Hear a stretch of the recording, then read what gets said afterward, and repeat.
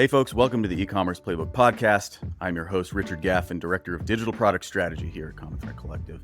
And I'm joined today for part 3 of our 5-part series by CTC Director of Creative Strategy and Performance, Aileen McKenna, live, as I understand it, from New York. Aileen, how are you doing? I am doing great. I love the flair with which you added "and performance." That's right. Feels Well, it's very very important. Yeah, exactly. That's what we're talking. I'm doing Of great course. in New York with my cat behind Yep. me. Sorry in advance There to you go. anyone if there's like a weird sound or something. That could be the cat. Yeah, no, I was going to say, yeah, we have your cat as a special guest. What's her name? Andorra? Pandora, yes. Pandora. Yeah, Nice. I adopted her during the pandemic, and I thought I was very smart and funny. Gotcha. Hey, it is smart and funny. So, like I sort of teed up at the beginning, are in the middle of a 5-part journey through CTC's Prophit system. This is what we put in place for all of our clients to develop predictable, profitable growth. And obviously that requires a lot of things. So we've started in the first 2 parts with the planning element. So as a recap, in part 1, we talked about setting business objectives, having a core idea of what you're trying to do with your business and how you want to accomplish that. Then part 2, I talked with Luke, who's our director of strategy, last week, about how to build a model, how to forecast, and then how to begin constructing a plan that has daily expectations for spend, for revenue, for MER, for all of these different metrics. And then, of course, this 3rd part functions as kind of a transition point between planning into execution. Yep.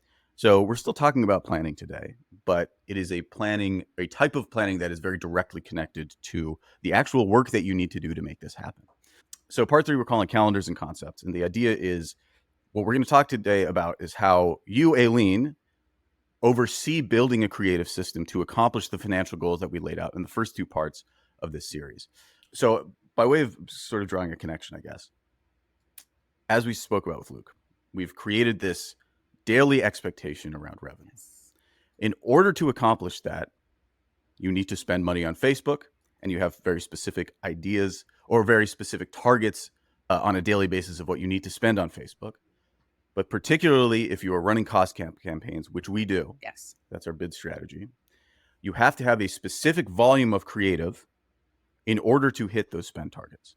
Yes. So to get to that volume of creative, you need to have a system to make it happen, and you have to be very clear about your definitions. So let's kick it off, Aileen. We'll get to those definitions eventually, but why don't you start us from the beginning with how we think about creative strategy in general, and then we'll sort of move into the actual planning portion. Yeah, absolutely.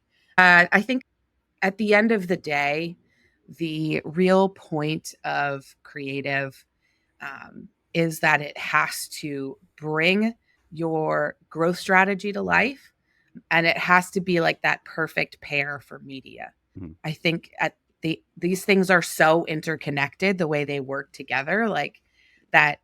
You can make the most beautiful creative in the world, and if you don't have the right media plan set to the right targets, it doesn't matter that you made this beautiful creative, because who's going to see it? And how is it going to help drive the business forward, right? But at the same time, media needs creative to work as well. Like your media plan, you can't run a blank square. I mean, I guess you can, right, but it seems like a bad idea.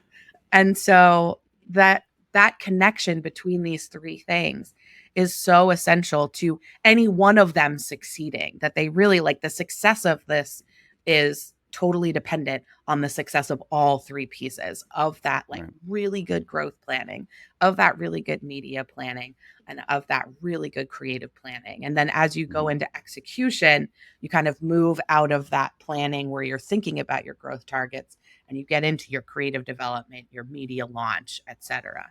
So like, I believe in my heart of hearts that like good creative brings strategy to life, and it makes your media matter, but great creative works.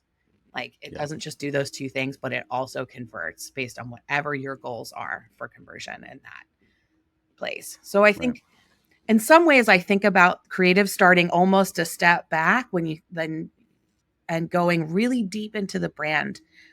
Who are they? What is their personality? What are the target customers, the brand benefits and brand attributes that matter about this brand to the consumer? How do those things connect to your different target audiences that you're going to be reaching in platform? And so, like, we really are starting, and you're seeing right here, if you're watching, you're seeing a blank version of our ultimate brief. And this is something that we're just launching, and we're going to work to fill in with all of our clients going forward. But I think it's a really good thought exercise for anybody who's trying to put together a really, really knockout creative plan and performance creative to execute on that plan. And it's really about grounding you in your brand truths and your inspiration, but making sure that all of these things connect back when you get to the execution phase and you get to the point of planning an ad.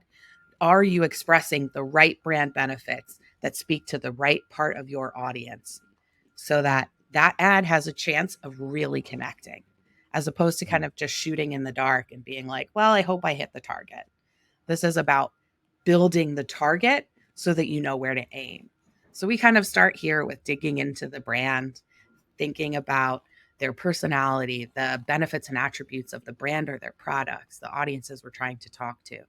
And then those things convert into offers and angles that are necessary for building out an ad that connects with a consumer. So we start with sort of setting the foundation. Gotcha. Let's talk a little bit then about some of the elements in this brief. So on the left side, for those of you who are listening, we have a set of, I would say, like bigger picture. It's a bigger picture sections, right? So brand personality, target customer, brand benefit, brand attributes. And then on the right side of this, we have, well, there's key competitors and mentor brands, which are also fairly big pictures, but then offers and angles, which are maybe more specific to what the actual ads will look like eventually. So maybe talk us through the difference between just thinking about brand benefit and attributes and then what it takes to convert that into an offer and angle. Yeah, exact. Yeah, sure. So your brand benefits and your brand attributes, like you said, right? This is really, really quite high level. So this is thinking about, okay, what are the things what are the problems that you solve, right? And then how do you solve them? How do you position that solution? And then from that really high level, then you come into your offers and angles, right? And the gap, or the difference there is like now it's about really deep specificity. So if your brand benefit is that you are easy to use, right? You have developed a product that's really easy to use and that it simplifies a part of somebody's life, then you can think about something like your angle and how do you communicate that ease of use in your ad, whether it's in the video that tells a story, whether it's in a headline that appears on a display ad or a static image ad in Meta, whether it's in your ad copy. So for something like ease of use, for example, like, okay, this is really easy to use. Cool. So functionally, what does that mean? Well, that means it could save you time, or it could, give you back, right? Give you more time. So less time futzing with this and more time enjoying the benefits. And so you can think then from that big idea of, okay, this is easy to use, and go drill down into what exactly does that mean to the end consumer at the end of the day. This is easy to use. It saves you time and your busy morning, for example, right? And then from there, you can think about how does that then circle back to your target customer? What do you want to save time for your target customer? Do you want to save time for them to just because they want to get out of the house faster in the morning? Or do you want them to save time on setup so they can savor the experience? So that's kind of how you go from this like esoteric, well, I wouldn't say ease of use is esoteric, but it's a bit unclear, Sure. right? What is, Right. okay, cool, it's easy to use. So what? And then that's where you go in the angle. You're like, this is what? This is Yeah. why. So that I It think seems is sort of like the benefit and attributes that maybe are compiling. In some ways, it's sort of like a brainstorm of all of the different things that could be powerful messages about a specific product. exactly. Any number of these things could work, but then the offer and the angle is about maybe crystallizing that a little bit more Exactly. and turning it into what the actual creative is going to be. Exactly. So let's well maybe get into that a little bit further down the line. But They do it. But right oh, we now do. we All don't right, in great. marketing calendars, if that's Oh, sure. Okay, we can jump back into it, but yeah, let's talk about marketing calendars now. Marketing calendar. So I think this is actually kind of the next level. So you have your ultimate brief where you've done all of this really deep thought work, where you've condensed the story of your brand, the story of your product, the story of your audience into this sort of one document that is your central truth that you're going to keep tracking back to as you go forward. In some ways, you would think, okay, let's just go make some ads. Cool. Mhm.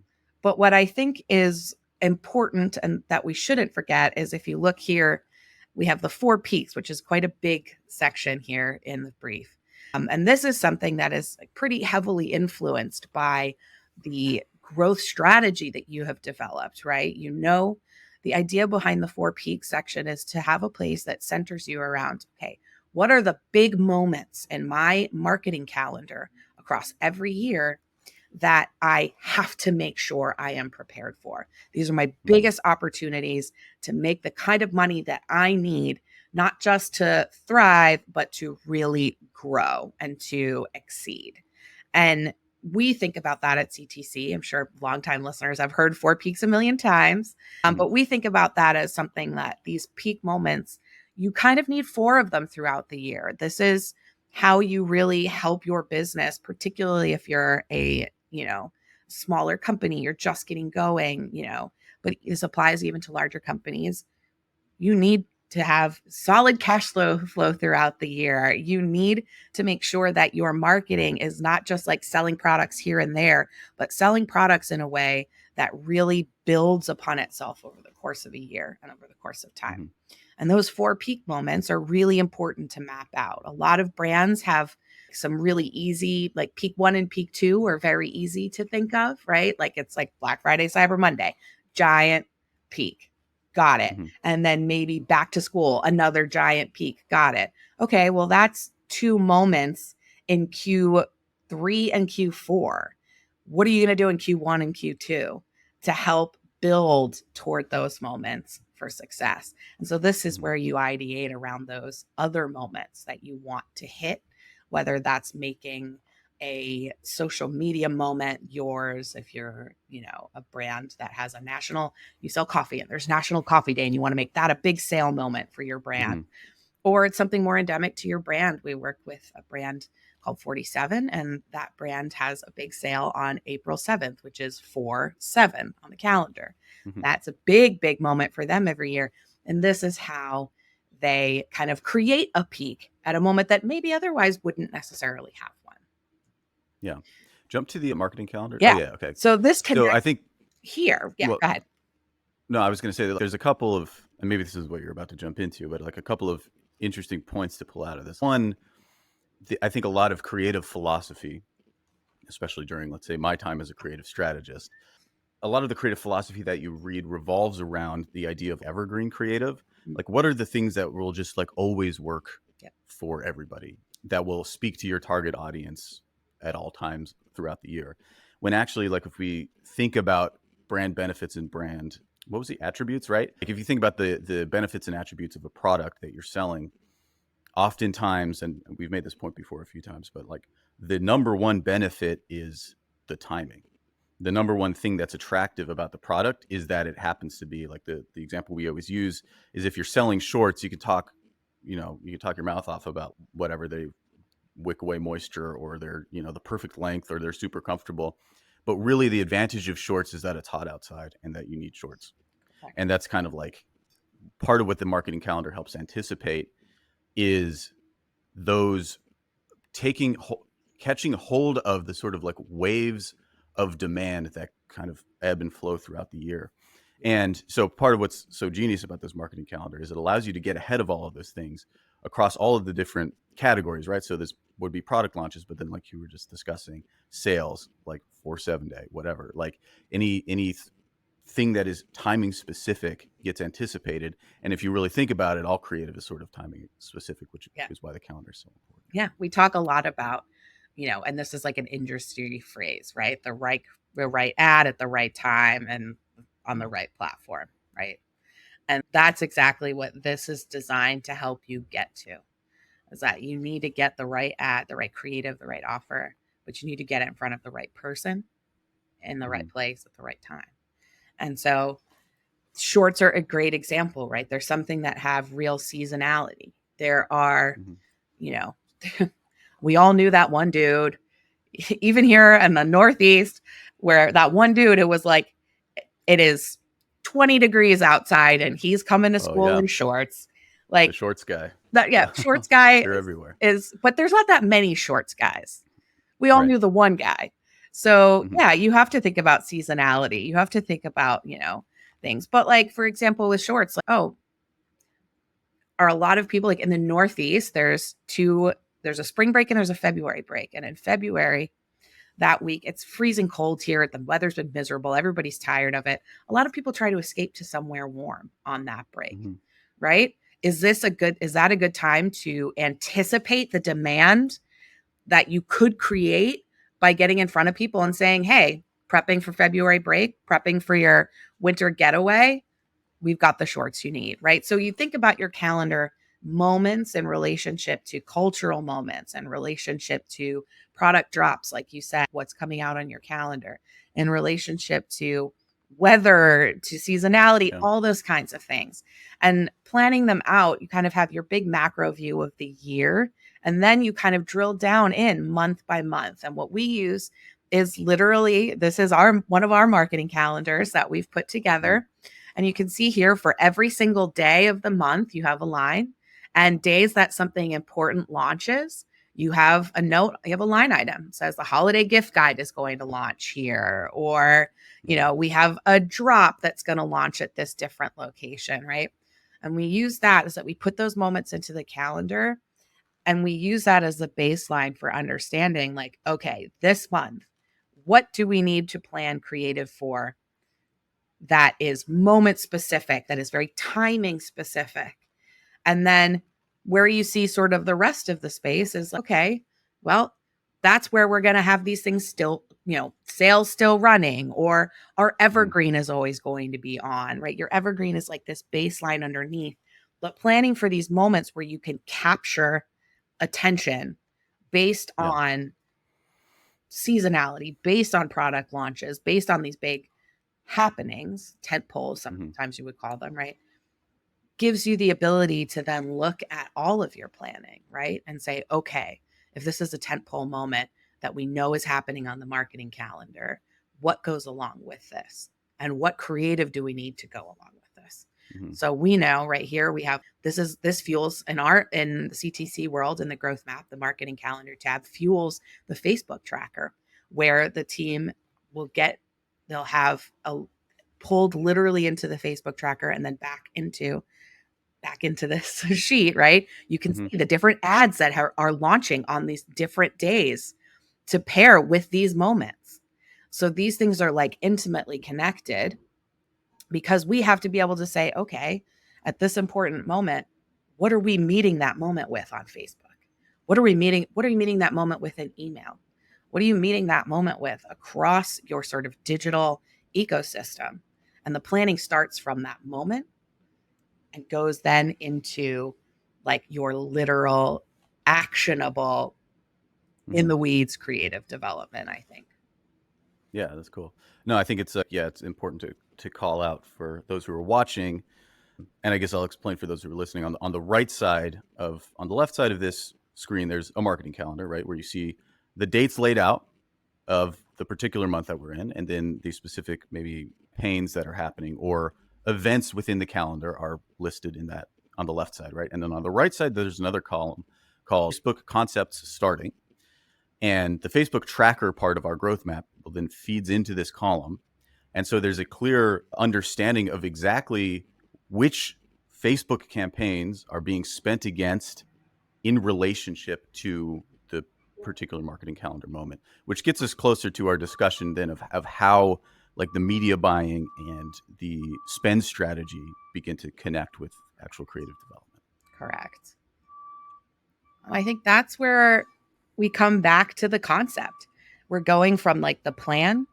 We know who the brand is. We know, right, what the product is, how we want to think about connecting that to different target audiences from the ultimate brief. We've got our marketing calendar in front of us that gives us that like very down to the day-to-day guide for what is important and happening, that our growth forecast is going to rely on us making and meeting that moment, making it happen. And then, okay, well, now it's time to action. And we have to develop the ads that are going to meet those moments. And so we think about our ad development from the perspective of developing concepts, right? It is a creative idea that sits at the intersection of offer, audience, and angle. So the what is the offer, the who is the audience, and the angle is the why. And together you have a concept. And we take those concepts and we convert them into ads. We believe that each concept can have a minimum of sort of three different creative expressions and can turn into three different ads, right? And the ad, like, to give people a sense of what we mean by ad, we mean literally the thing that someone is going to see in their phone or on their computer when they are in platform. That is an ad. Mhm. In the background, people who are really who are operators of these systems know that, for example, Meta would like you to upload multiple sizes so that it can optimize toward the best delivery vehicle, whether that's stories or reels, which requires this extreme vertical aspect ratio, or feed, which requires like a portrait or a square. So you might be uploading multiple sizes, but those are just size variants. What we think about as an ad is what the consumer is going to see. And so Gotcha. we try to develop for each concept at least three different creative expressions that give us the opportunity to find the audience. Because, hey, maybe one idea doesn't resonate as well, but maybe another does, Mhm. or another visualization. Maybe a static is going to work better than a video. So we might have a video and two different statics as different ads that come out of the same concept. Yeah. One thing that I want to point out here that I think is really important, as somebody who, again, like I mentioned before, I've toiled in the mines of creative strategy myself. And I think that this system, as we've sort of had set up, and again, so for our audio audience, people who are listening, on the left, we have a Venn diagram. This is one circle says offer, one says audience, one says angle, and the kind of meeting in the middle of the Venn diagram is concept, right? So concept is a definition of those three things coming together. Then ads, we have three ads that kind of come out of that Venn diagram. And then with each one of those ads, there's a 1x1 and a 9x16. Okay. So what I think this does is this is the only real corrective to, I think, a huge problem with creative especially in e-commerce, which is the throw everything at the wall and see what sticks approach, Yep. which doesn't work. And having done it a million times myself in a bout of trial and error, it absolutely doesn't work to do that. But because of time constraints, oftentimes that's what you end up doing. It's like, hey, let's just try anything and see what works. And I think that definitely plays into, there's a certain almost moneyball data driven type of thinking where it's like, hey, we'll just test whatever. We won't have any assumptions about what creative will and won't work. But what really ends up happening is that you just end up making a bunch of iterations of the same thing with different colored backgrounds, and you call that, your creative strategy, right? Exactly. And then the opposite, a lot of times everybody sort of understands that's bad, so they push against it by then going the other direction and becoming very philosophical. Hey, this is what our brand's about. This is what our messaging should be. Let's write these really long creative briefs as if we're briefing out, somebody's going to create a feature film about our product or something like that. And you spend a lot of time on the conceptual side, but you don't spend any of the time actually turning that into a bunch of direct response ads, right? Yeah. So what this does is it adds this very necessary middle ground, which between the sort of philosophical side and the actual executional side, where you're actually taking specific ideas and you've created a framework for how to develop them quickly. Yep. And because maybe a way to think about it, I don't know, a capsule wardrobe maybe, or something. It's like, you have That's a this shirt wardrobe. looks good. Right. Yeah. You have these sets of shirts, they look pretty good. You have this set of pants, they look pretty good. You can mix and match them, and each outfit that comes out of it's going to look good. And that's kind of like what this does for you. It allows you to think, to develop concepts, but in a almost mechanical way, Yep. where you don't have to come up with something brand new and super creative every single time. But you're also not just cranking things out, right? Yep. Creates a middle ground that creates a process around ideation, I guess, which I think Yes. is really genius. And I think it's an important process around, because if you ideate in this way, in this kind of organization, it can also help you do meaningful testing. So I think a lot Right. of brands get very in this world. You kind of referenced it before. Like, okay, what if the button's purple? What if the button's red? And like those things can matter. Like I am a creative person through and through. I care a lot about those decisions. I think that they can be very important. But ideating on and then, developing and testing on button colors, that's what you do when you have a winner and you want to see if you can Right. make it win a little bit more.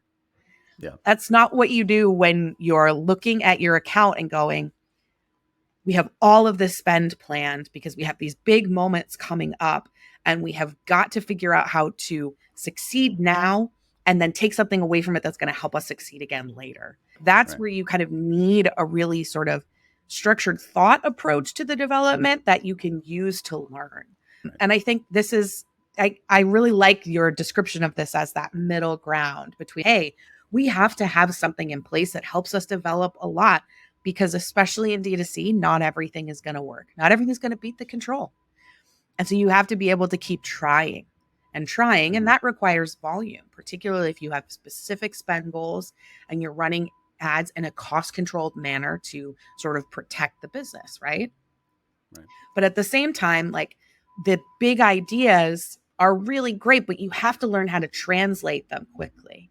You have to learn how to create, to take them and make them into something real and to bring organization to that, like real work, but still have some speed. You don't want to sacrifice focus and strategy and coherence for speed, but you also don't want to like completely abandon speed for incredible strategy. And this creates that middle ground of saying, right, if you pair this with the ultimate brief, right? Well, we have some offers defined already in the ultimate brief. Those are ones that we know based on your contribution margin, your AOV, your LTV, that are great places to focus. We have your core, you know who your core audience is, you know what they care about, what their lives are like, right? So you can pick an audience there. You have, an idea around angles about what parts of the brand are most relevant for us to express to that consumer to get their attention. And you can bring those pieces together, and then you can develop a whole bunch of creative ideas that reflect that and express that, and then get them live, get them testing, and learn things in meaningful ways on the back end of that, right? Yeah. So Yeah. Let's talk about maybe a little bit about. I think it'd be interesting to go through like some specific examples of what an offer angle audience would look like. I think that'd be a helpful illustration. Okay, look great. at that. So walk us through this. How does a concept become an ad? Yeah. So how does a concept become an ad? Great question. Um, I think about, the mechanics of this. You really have three pieces, right? You have that offer, audience, and angle. So the offer can be very simple and straightforward. It might be a sale. That's your offer. Your offer is 50% off. Your offer is, buy three, get one free. Or your offer can literally just be a product, a new product you're launching, or a product that, like this product has insane, contribution margin. And this is where we need to focus. Because if we can get this one on, going like cooking with gas, then the rest can fall behind and we can figure those out as we go. So, for example, we have here on the screen, we have, for those who are listening and not watching along, we have an example from for Solo Stove, which is, this is an ideation process that we kind of did on our end individually, right? So the offer is the Bonfire 2.0 bundle, right? So it's a specific set of Solo Stove products that we know that creates Awesome contribution margin. Great. So that's what we're going to focus on for the offer. The audience comes into play here. So we're thinking about an audience for this creative as women and men who are 25 to 35. They are interested in the outdoors. They're interested in fitness, but they're also interested in like having parties and entertaining their friends. So how do you then take this product with that audience and position it to give that a sort of relevant and spin that connects to that audience? Well, we have an angle here that we generate, which is around gathering your friends around the fire. So we highlight the good times and the memories that are created by bringing your friends together in one place around a fire. That speaks to the audience and interest in entertaining and in parties. And I think most people who are interested in entertaining their friends and in parties are interested in that time to connect with their friends. So we talk about that, like creating good times, creating memories. And you can see on the right-hand side of the screen, we have a sample image that we might use in an ad. And you can see in that picture that we have sort of like young adults in this picture in their mid-20s who are together surrounding a solo stove, making s'mores and kind of smiling and laughing with each other. And you pair that with copy about the good times and the memories that you can make with your friends, and that the Bonfire 2.0 bundle is at the heart of those moments. And that is how you go from this 3 sets of ideas to a full ad. And I like to think of it as your offer is, as we know, is the what. So that's going to be pretty clear and pretty cut and dry, right? You want it to be simple. It's this product, this bundle, this sale.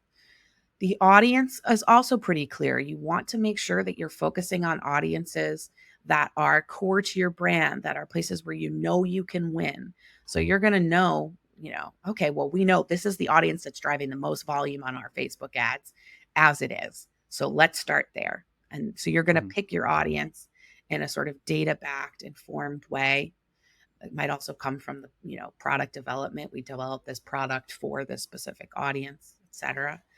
The angle is where you get to be creative and where you get to have more fun, and you start to bring the benefits of this product to life in a way that specifically is relevant to the audience that you're looking for. Yeah. I think one thing that's so useful about this system is that you can take any one of these items and you can kind of swap them out and mix and match, like that thing we talked about with the capsule wardrobe a little bit. So for instance, the final ad creative here is 4 young people, 20 somethings, sitting on the beach, roasting marshmallows. I'm not that old, right? And sitting around their solo stove. Okay, so that's the end result of this offer audience angle combination. So what you could potentially do with this is, right now we have audience listed as women and men 25 to 35 interested in outdoors, fitness, parties, and entertaining. You could even get a little bit more granular with that and say, because the final result is people who have taken the solo stove to the beach, you could say, okay, people who like to entertain in their backyard now becomes the audience. And then you match that with the angle, which is still gather your friends around the fire, but now you have a different creative, right? So you've swapped that out. The audience is different. The angle is the same. The offer is the same. You could also change the demographic to maybe older people, like who are retired, 60 and up, right? Then obviously the creative becomes a lot different, and maybe the angle changes a little bit. It's still gathering your friends around the fire. For someone who's older means something pretty different than going and playing Nerf football on the beach with your friends or whatever, right? So like that changes as well. Or then obviously where like you could change the angle. Let's say here's one where audience and angle match a lot, right? You could change the audience to parents and the angle to the solo stove is safer, right? Because the outside doesn't get hot, right? I think that's the case. So now you have this idea of, okay, the solo stove is safer. Keep your kids from throwing themselves into the fire or whatever that like messaging happens to be, right? Yes. And then you can change around, like, what are the different types of parents that you could target? What are the different ages of those parents' kids that you could target? And then all of a sudden, like, even in this conversation, we now have 10 ideas that we could execute on, and they're all good ideas in the sense that they all come from a restricted sort of set of brand attributes and brand benefits or product benefits. So they're all going to be like, they're not going to miss the mark entirely from a creative perspective. They may not work, but it's still different than whatever. put aliens around the stove or something like that, or like trying to get quote unquote too creative with it. Yeah. And I think what it helps you do as well is like, I've seen this before. I've worked in past lives with some large brands with very large budgets who, in addition to running TV, are running these giant digital campaigns, and who, like, throughout the course of the campaign are just like, oh, we have to change. We don't want to do reviews anymore. We want to do 5 stars, no reviews. And then we don't want to do reviews or 5 stars at all. We just want to talk about product attributes. And throughout the course of the campaign, you've gone through so many disparate ideas and creative expressions that you get to the end of the campaign and nobody remembers anything, because Yeah. you change the message so much and you change the expression so much every time that you lost the core information that it was really Mhm. important to get to your audience and that you Right. really needed them to retain. And I think this is a way of helping you keep those core tenets together, but Mhm. also find different ways in to give yourself a variety of creative to meet the moment, to meet your media plan, to help you get to those growth goals. Right. So speaking of meeting the media plan, I think this is kind of where the magic really happens, and why the ability to develop a number of good ideas quickly becomes so important. So let's talk a little bit then about how this connects to the financial side of this whole Yeah, equation. absolutely. This is the concept log. For those of you who are listening and not watching, on the screen, we have a sample of the concept log that the teams here at CTC use to plan their creative content. But what is, I think, the most important and the most magical about this is that the creative team does not work alone in this spreadsheet. They partner with the growth team and with the media teams in order to kind of connect the creativity absolutely directly to the the moment of where the rubber hits the road, right? What's the media plan? The media plan's been developed to suit the growth goals and the growth targets that you need to hit. So, what do we need to do creatively to make sure that the media plan is properly fueled with creative? And so this is where we bring all of that information together, right? We brainstorm out the offers, the angles, the audiences that we're looking to reach. We have this actual spreadsheet itself is giant. It doesn't fit on a slide. But as you continue going to the right, you get into the space where the media team themselves are doing some of their planning and deciding, okay, for concept one in the month of December, we are going to spend X per day. We're going to expect that with the cost controls, that method that we're employing, that it's going to get through Y% of what we're planning to spend, which means the actual spend is going to be Z. And then we total up all the Z's for all the different concepts and we go, is that enough? Does that get us to the planned spend we need to have to get to our conversion goals and our growth goals? And so this is really that moment where the media team, the creative team, the growth team can look at each other and go, yeah, we got it. We have enough concepts to match the way that we expect spend will play out in our accounts. And it will get us to the goals that we have for this campaign, for this moment. Um, Mhm. but you can also say, nope, we don't got it. Looks like, if we look at all this together, looks like we're a little short. We maybe need 2 more ideas this month. Maybe we need 3 more concepts to get us to a stronger place. And so this is that moment where all of these pieces converge and everybody can come together to ensure that we have what we need to hit all of our targets, to spend efficiently and effectively in the platform, and Mhm. to bring, what I also like about this is that it creates this moment where everybody can bring their unique knowledge to the table, right? The media team Mhm. is going to know a lot about what is working right now, what has been working, what they think, oh, hey, can I get more of this kind of ad? Or, oh, this Mhm. product is popping off. Let's see if we can lean into it. Or, you know, we had a client that was selling hey, this particular type of shoe is their bestseller. It has been driving all of our volume. It is killing it. and it's still killing it, but it's starting to dip a little. Can we infuse fresh creative in? Right. So Mm-hmm. the media team can bring that to the table. The growth team brings to the table, hey, this is, where I think we need to focus from the perspective of driving up average order value, or, hey, like we got to double down on this product that has the best contribution margin because we haven't unlocked it yet. Let's double Mm-hmm. down there. And then the creative team can really bring together that like audience angle connection to those offers to expand that out and give us as many ideas as possible to take to production. Right.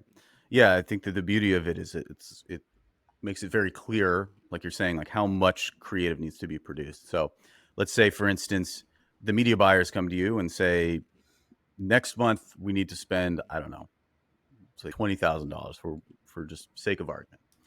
And in order to spend $20,000 at the CPA or at the cost cap that we've set, right? So we know there's going to be a average CPA we want to hit.